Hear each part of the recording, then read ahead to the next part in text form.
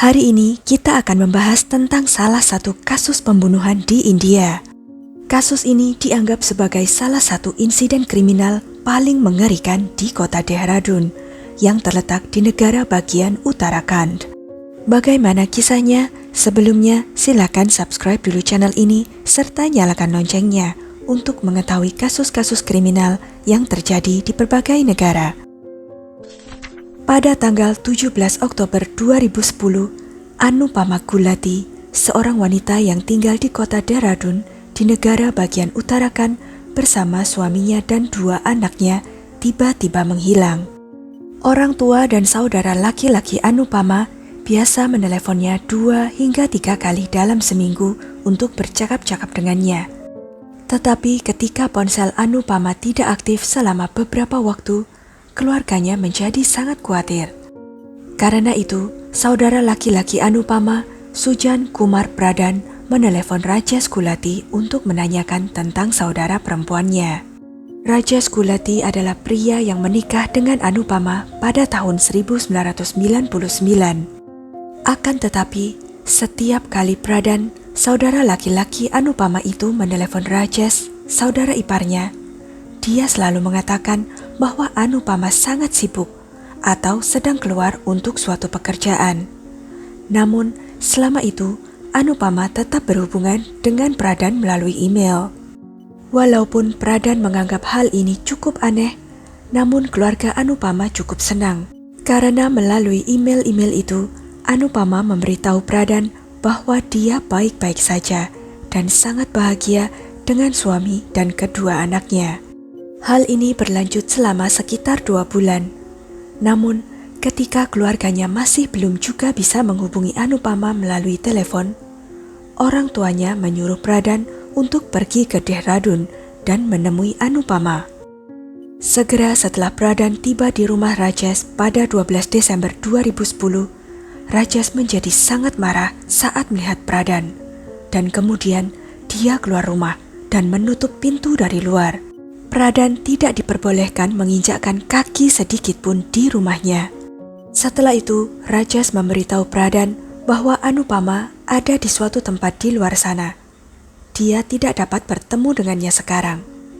Di sisi lain, Pradhan memaksa ingin memasuki rumah, dan ini menyebabkan banyak pertengkaran antara Rajesh dan Pradhan.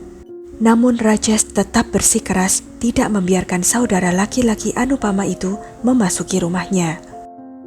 Lebih jauh lagi, ketika Pradhan bertanya kepada Rajesh tentang Anupama, dia tidak pernah mendapatkan jawaban yang jelas. Kemudian Pradhan memutuskan untuk pergi ke kantor polisi terdekat dan mengajukan laporan orang hilang bagi Anupama. Pradhan juga memberitahu polisi bahwa dia sudah mencoba memasuki rumah, tetapi saudara iparnya itu tidak mengizinkannya masuk. Karena polisi juga menganggap kasus ini agak mencurigakan, sebuah tim polisi segera dikirim ke rumah Rajesh Gulati. Setelah melihat polisi datang bersama Pradhan, Rajesh menemui mereka. Kemudian polisi menanyakan pada Rajesh beberapa pertanyaan rutin tentang Anupama. Namun Rajesh tidak memberikan jawaban langsung atas pertanyaan polisi dan malah mencoba menyesatkan mereka. Tetapi polisi dengan cepat mengetahui kelicikan Rajesh dan memutuskan untuk melakukan penggeledahan di seluruh rumah. Selama penggeledahan, perhatian polisi tertuju pada sebuah ruangan tertutup di dalam rumah. Ruangan tersebut kemudian dibuka, tetapi tidak memperlihatkan apapun yang aneh di dalamnya, kecuali adanya sebuah freezer. Freezer yang cukup besar seperti itu biasanya ditemukan di toko-toko besar dan restoran. Jadi, hal itu menurut polisi sangat janggal. Pikiran yang terlintas di benak mereka adalah mengapa Rajesh untuk keluarga kecilnya membeli freezer yang begitu besar. Sehingga polisi memutuskan untuk membuka dan memeriksa isi freezer tersebut. Saat membukanya, mereka menemukan banyak kantong kresek hitam kecil di dalamnya. Setelah itu, ketika seorang petugas polisi mengambil salah satu dari kresek itu dan melihat isinya, terdapat potongan daging di dalamnya.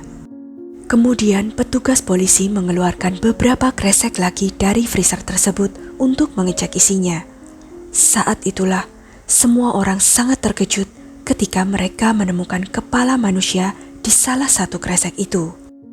Setelah penemuan ini, Rajesh Gulati terduduk di lantai sambil menangis dengan sedihnya dan memberitahu polisi bahwa itu semua adalah potongan tubuh Anupama. Setelah pengakuan Rajesh, polisi segera menangkapnya dan setelah melengkapi dokumen yang diperlukan, dia dibawa ke pengadilan setempat. Menurut pengakuan Rajesh, dia bertemu Anupama di Universitas Delhi. Di sana, Rajesh memperoleh gelar master di bidang sains dan kemudian menjadi ahli software. Di universitas inilah, Rajesh dan Anupama mulai menyukai satu sama lain saat mereka pertama kali bertemu dan menjadi sahabat dekat. Seiring berjalannya waktu, persahabatan mereka semakin dalam, yang akhirnya berubah menjadi cinta. Dalam beberapa bulan awal, baik Rajesh maupun Anupama menyembunyikan pertemuan mereka dari keluarga. Namun kemudian, Rajesh dan Anupama memutuskan untuk menikah dan mendiskusikannya dengan keluarga mereka. Kedua keluarga menyetujui pernikahan ini, dan kemudian pada tahun 1999 mereka menikah dengan pesta yang sangat meriah. Setelah menikahi Anupama, karir Rajesh berkembang pesat dan dia mendapatkan pekerjaan di sebuah perusahaan besar di Amerika. Kemudian mereka pindah ke Amerika dan Rajesh bekerja sebagai seorang ahli software. Hidup mereka sangat berkecukupan. Rajesh bahkan telah membeli rumah di sana, yang berarti hidup mereka sekarang secara finansial sangat stabil.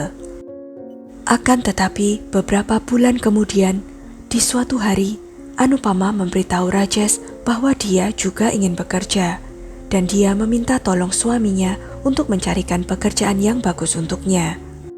Memang setelah mereka pindah ke Amerika, Rajesh biasa pergi bekerja setiap hari, sedangkan Anupama hanya sendirian di rumah dan menjadi sangat bosan.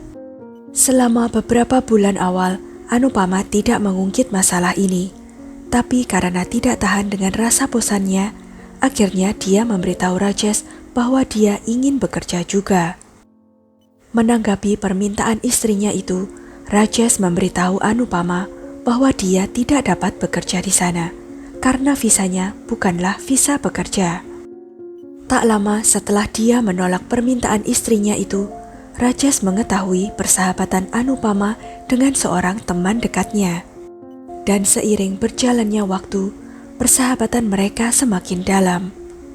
Anupama dan teman Rajesh itu sering bercakap-cakap di telepon.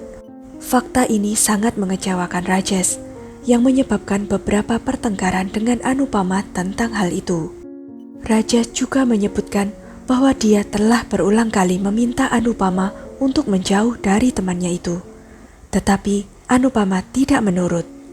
Hal ini menyebabkan suasana rumah tangga mereka memburuk. Namun ketika pada tahun 2006 Anupama melahirkan anak kembar, suasana di rumah mereka menjadi sedikit membaik. Kelahiran seorang putri dan putra bersama-sama membawa keharmonisan dalam rumah tangga mereka.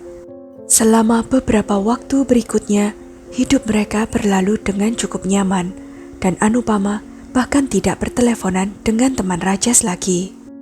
Sekitar tahun 2007 dan 2008, saat itu adalah masa terjadinya resesi di Amerika, dan banyak orang kehilangan pekerjaan selama krisis keuangan ini. Rajesh berhasil mempertahankan pekerjaannya selama beberapa bulan, namun tidak dapat dihindari, dia akhirnya juga kehilangan pekerjaannya. Setelah kehilangan pekerjaan, Rajesh berusaha mencukupi kebutuhan rumah tangganya dengan tabungannya untuk sementara waktu. Tetapi seiring berjalannya waktu, tabungannya juga semakin menipis. Karena alasan ini, Rajesh akhirnya harus menjual rumahnya di Amerika. Setelah beberapa waktu, Rajesh kembali ke India bersama keluarga kecilnya.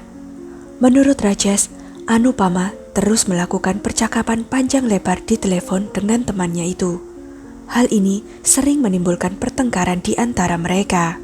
Suatu kali, pertengkaran tersebut meningkat menjadi konfrontasi fisik yang menyebabkan perselisihan mereka dibawa ke pengadilan keluarga.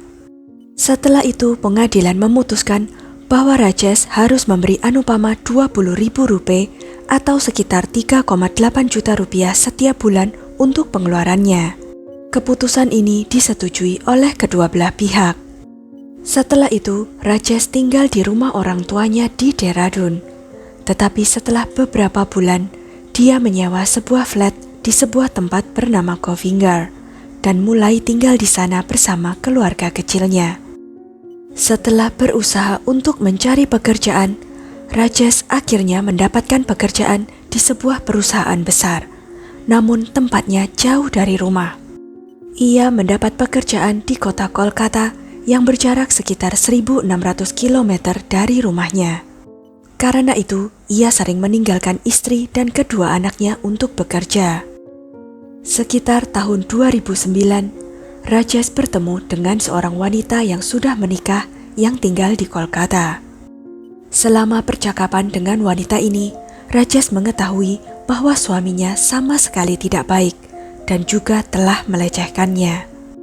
Setelah mengetahui kisah wanita itu, Rajesh mulai menunjukkan banyak simpati terhadapnya, dan kemudian perlahan-lahan persahabatan yang mendalam berkembang antara Rajesh dan wanita itu. Seiring berjalannya waktu, mereka berdua mulai jatuh cinta satu sama lain. Dan setelah beberapa waktu, tanpa memberitahu siapapun, mereka menikah di sebuah kuil di Kolkata. Setelah pernikahan keduanya, Rajesh tetap hidup normal. Dia berbicara dengan Anupama dengan cara yang normal, pergi bekerja setiap hari, dan tidak membiarkan siapapun mencurigai tentang pernikahan keduanya. Tetapi insting kewanitaan Anupama cukup kuat untuk menyadari bahwa Rajesh juga punya pacar di Kolkata. Namun, dia tidak menyangka bahwa Rajesh malah sudah menikahinya. Rajesh dan Anupama banyak bertengkar tentang masalah ini, dan Anupama bahkan mulai berbicara tentang perceraian. Tetapi Rajesh berhasil meyakinkan Anupama dan perceraian mereka tidak terjadi. Di sisi lain, Rajesh tidak lagi menafkahi Anupama 20.000 rupiah seperti yang telah diperintahkan oleh pengadilan. Saat diinterogasi oleh polisi, Rajesh Gulati mengungkapkan bahwa dia memiliki seorang putri dari pernikahan keduanya di Kolkata. Pengakuan ini menjelaskan mengapa Rajesh bertengkar dengan istrinya Anupama dan berhenti memberikan uang padanya. Karena semua perselisihan ini, pada tanggal 17 Oktober 2010 terjadi perkelahian yang hebat antara keduanya. Tetapi kali ini, di tengah-tengah kemarahan Rajesh akan sesuatu, dia mendorong istrinya dengan keras. Akibatnya, kepala Anupama terbentur sudut tempat tidur dan darah mulai mengalir dari kepalanya. Melihat ini, Rajesh mulai ketakutan selama beberapa detik. Tetapi kemudian, dia sendiri yang mengangkat bantal dari tempat tidur dan menggunakannya untuk membekap Anupama hingga kehabisan nafas. Setelah Anupama tewas, Rajesh mencoba mencari tempat untuk membuang jenazah istrinya itu. Sebenarnya, Rajesh kebetulan ada di rumah itu pada tanggal 17, dan kedua anaknya sedang bersekolah. Jadi Rajesh berpikir dia harus mencari tempat untuk menyembunyikan jenazah Anupama sebelum anak-anak mereka pulang sekolah. Rajesh takut jika sampai kedua anaknya melihat jenazah ibunya, dia akan ditangkap polisi. Setelah itu, Rajesh membawa jenazah Anupama ke kamar mandi kedua di rumah itu dan menguncinya. Dia berpikir sejenak tentang bagaimana cara membuang tubuh Anupama sedemikian rupa, sehingga tidak ada yang curiga dia sudah mati. Tetapi dalam waktu singkat, kedua anaknya sudah kembali pulang dari sekolah. Dan ketika mereka bertanya tentang ibu mereka, Rajesh memberitahu bahwa ibunya tiba-tiba harus pergi ke Delhi. Sebenarnya orang tua Anupama memang tinggal di Delhi, sehingga anak-anak juga berpikir bahwa mungkin ibu mereka pergi untuk mengunjungi kakek nenek mereka. Keesokan harinya, Rajesh pergi ke toko dan membeli sebuah freezer besar. Selain itu, dia juga membeli gergaji listrik, mesin pemotong batu, dan kantong kresek hitam kecil. Rajesh membeli semua itu ketika kedua anaknya masih di sekolah. Setelah membawa masuk semua barang itu, Rajesh menyembunyikannya di ruangan lain, dan dia memasukkan tubuh Anupama ke dalam freezer untuk mencegah bau busuk menyebar. Keesokan harinya ketika anak-anak pergi ke sekolah lagi, dan setelah menutup semua pintu dan jendela rumah, Rajesh mulai memotong-motong tubuh istrinya yang sudah membeku menjadi potongan-potongan kecil menggunakan gergaji listrik. Menurut keterangan yang diberikan kepada polisi, Rajesh memotong tubuh istrinya menjadi total 72 bagian, dan kemudian memasukkan masing-masing potongan itu ke dalam kresek hitam. Setelah itu, dia menempatkan setiap kresek di dalam freezer. Selama waktu ini, setiap kali orang tua Anupama atau saudara laki-lakinya menelepon, dia membuat beberapa alasan untuk menghindari mereka. Selain itu, jika tetangga mereka bertanya tentang Anupama, dia memberikan alasan yang sama seperti ia meyakinkan kedua anaknya bahwa ibunya telah pergi ke Delhi. Rajesh juga memiliki akses ke email Anupama. Itulah sebabnya meskipun Anupama sudah mati, Rajesh dapat terus berkomunikasi dengan saudara laki-laki Anupama untuk memastikan bahwa keluarganya tidak curiga.